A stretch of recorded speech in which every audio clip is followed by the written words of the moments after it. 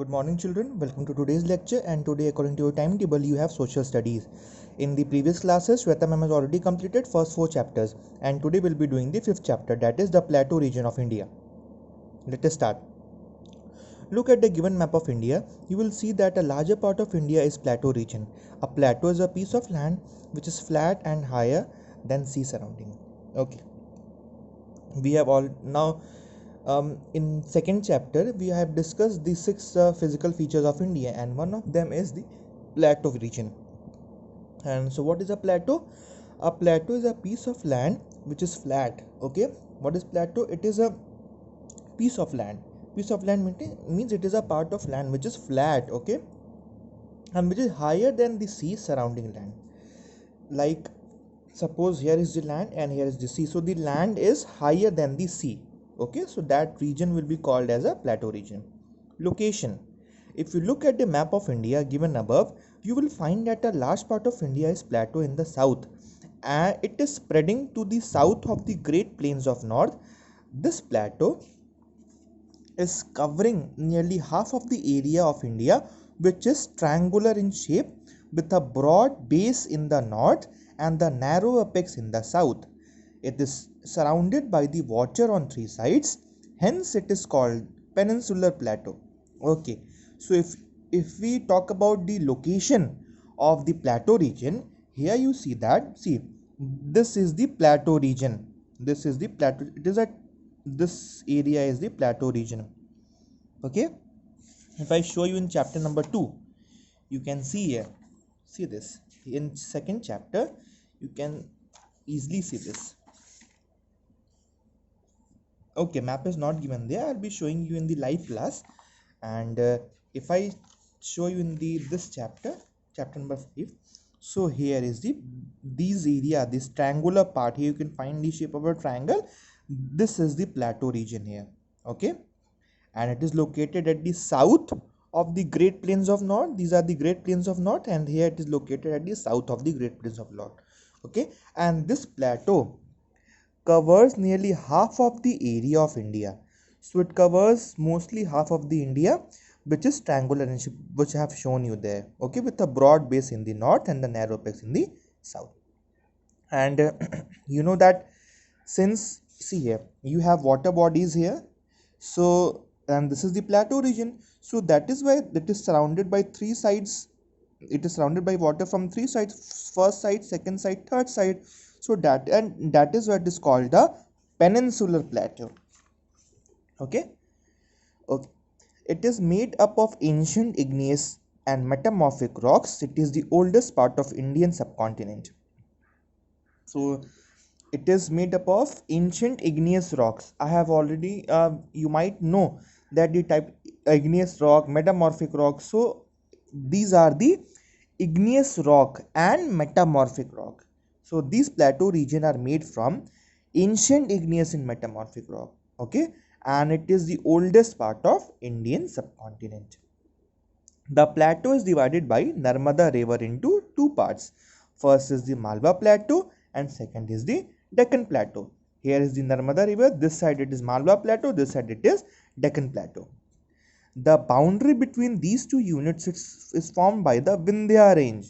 So the boundary between two units, between two plateaus, it is called Vindhya range. The states which lie in the plateau region are Gujarat, Maharashtra, Odisha, Andhra Pradesh, Madhya Pradesh, Karnataka, Tamil Nadu, and some parts of Kerala, Bihar, and Rajasthan. So here the parts which is mentioned here, these states, the name of the states that is mentioned here, these states lie in the plateau region. So which are those states? They are Gujarat, Maharashtra, Odisha, Andhra Pradesh, Madhya Pradesh, Karnataka, Tamil Nadu, and some parts of Kerala also, Bihar and Rajasthan also. Okay. The plateau is surrounded by Aravalli and Rajmahal hills in the north. The plateau region is very large. Therefore, to understand it better, let us read about the parts given ahead. Okay. So here the plateau, it is surrounded by what? It is surrounded by Aravalli and second Rajmahal hills. Okay. Where it is surrounded? In the north. Aravalli and Rajmahal hills we will find in the north of India. The plateau region is very large. Therefore, to understand it better, let us see what is Malwa Plateau and what is Deccan Plateau. Let us come to Malwa Plateau.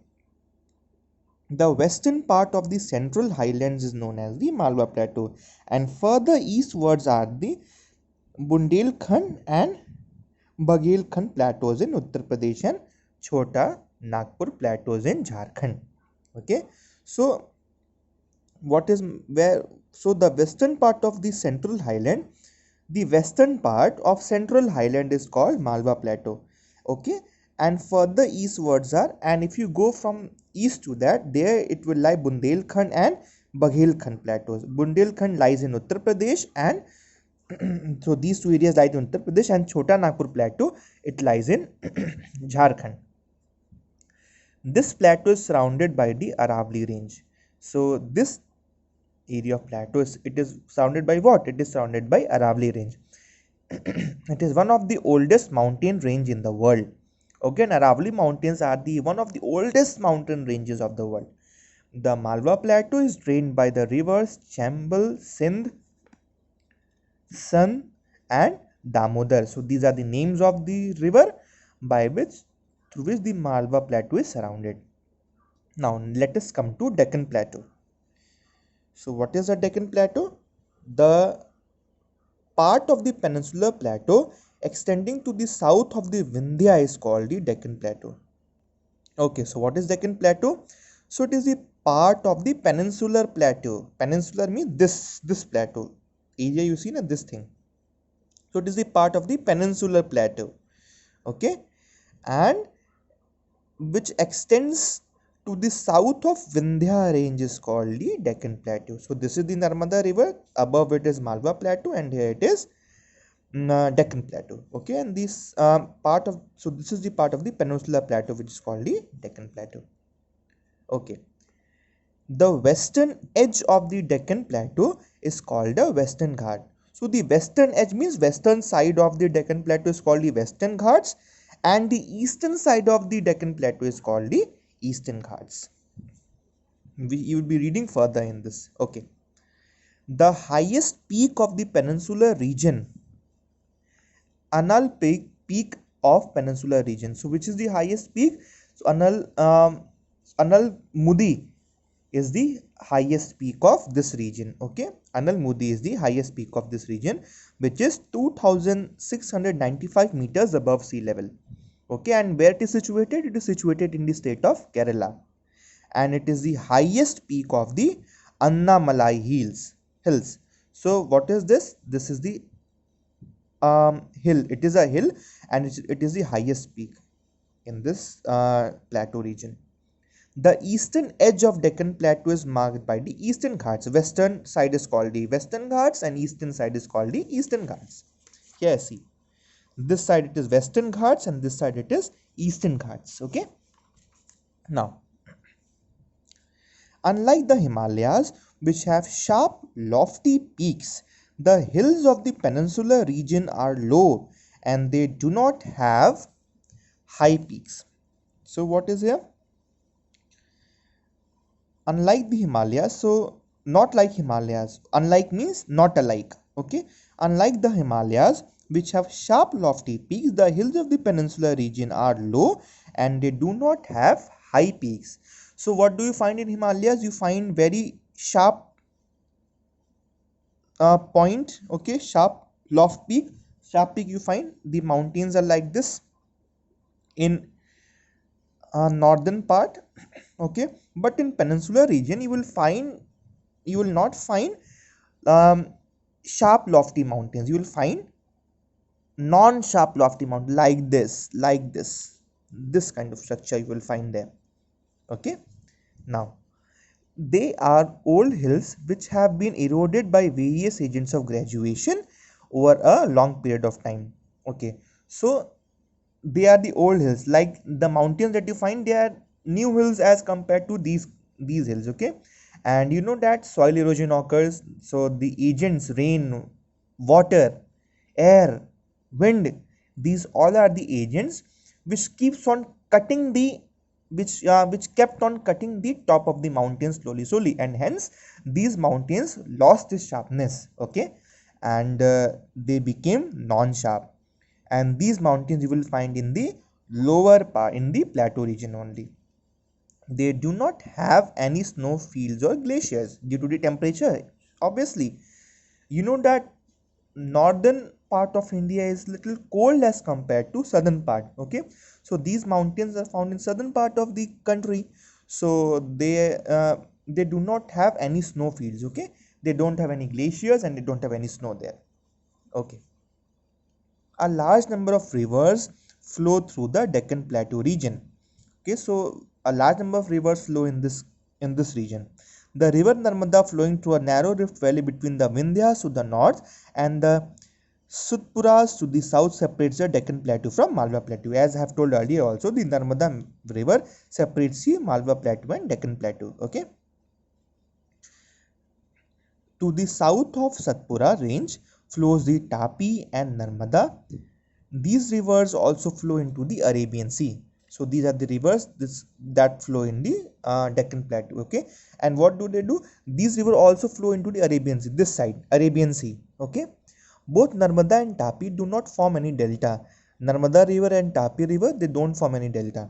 The other major rivers of the Deccan Plateau includes the Mahanadi, Godavari, Krishna and Kaveri. And the other major rivers in the Deccan Plateau are Mahanadi, Godavari, Krishna and Kaveri, and it flows into the Bay of Bengal.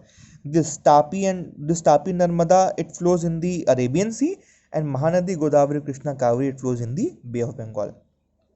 All these rivers make their deltas near the coast. These rivers, these four rivers, Mahanadi, Godavari, Krishna, Kaveri, they make the delta, and that Tapi and Narmada, they do not make their delta. Okay. The Godavari is the longest among the rivers of the Deccan Plateau. And which is the longest river? Godavari is the longest river of the Deccan Plateau. See here, one more interesting fact into Nilgiri hills are one of the borders of three states, Kerala, Tamil Nadu and Karnataka. The Western Ghats and the Eastern Ghats meet in these hills. So Nilgiri hills, it is the meeting point of the Western Ghats and the Eastern Ghats, and these hills lie on the border of Kerala, Tamil Nadu and Karnataka. So this is only there in the chapter. I hope you have understood the chapter. Read the chapter again. If you have not understood, watch the video again and you'll be able to understand.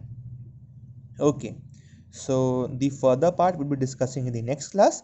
Thank you class. Stay safe, stay healthy and don't go out during this coronavirus pandemic. Thank you everyone.